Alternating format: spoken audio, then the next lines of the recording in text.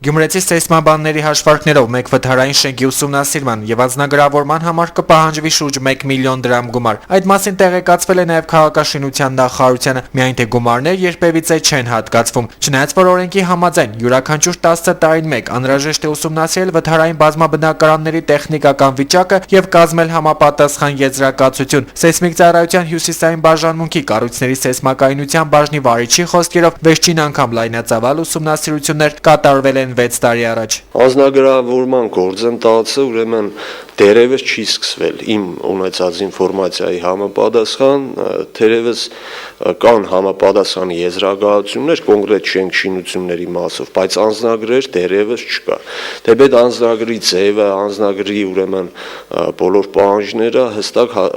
ուրեմն ամրագրված է օրենքում, գերատեսչական ակտերում եւ մեթոդական ցուցումներում։ Ուղղակի այդ միջոցների, ֆինանսական միջոցների բացակայության խնդիրն է, որ մասնագետները կամ համապատասխան կազմակերպությունները չեն իրականացնում շենք շինությունների անձնագրավորում։ Գյումրիում 1920 բնակարանով 88 վթարային շենքեր կան 730 բնակիչներով, ընդ որում այդ շենքերից 12-ը ունեն 4-րդ աստիճանի վթարայինություն։ 7-ից 8 բալ երկրաշարժերի համար նախատեսված շենքերը այսօր 4 բալ երկրաշարժի դեպքում արդեն ենթակա են փլուզման։ Դեռևս 1 տարի առաջ վթարայինների բնակիչներին քաղաքաշինության նախարարությունից հավաստիացրել էին, որ դրանք կվերակառուցվեն հաջորդ տարի։ Որքան գումար է նախատեսել կառավարությունը խնդրի լուծման համար, հարցրեցինք օրերս աշխատանքային այցով Գյումրի ժամանած քաղաքաշինության նախարարին։ Ոչ 2012 թվականին նման ծրագիր չունենք։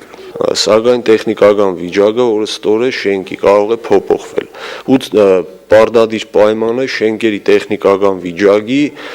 մոնիտորինգ իրականացնելը, այսինքն ուսումնասիրելը։ Գարեգին Նժդեի թիվ 1 հանրակացարանի շենքը եւս 4-րդ աստիճանի վթարայինության է։ Այն մասամբ փլուզվել է 88-ի աղետին, իսկ դրանից հետո վերակառուցման չենթարկվելով ներկայումս բնակության համար խիստ վտանգավոր է։ Այդպիսի եզրակացություն սեյսմաբանները բնակիչներին տվել են տարիներ առաջ։ 117 սենյակ ունեցող շենքում այսօր ընդամենը 7 ընտանիք է ապրում։ Հանրակացարանի շենքը վաճառված է եւ սեփականատերը բնակիչներին տեղյակ է պահել, որ շինաշխատանքները իրականացնելու եւ բնակիչները ստիպված են մինչեւ հաջորդ տարվա մայիս ամիսը բնակության այլ վայր գտնել։ Բայց ուր էր տանք, մինչև բնակարան չտան ուր էր տանք, տիրով ինտերնետ արե, անդերին է կենն է տարե, բնի մնանք աստեղ, մինչև բնակարանով ապահով է, նրկան բան,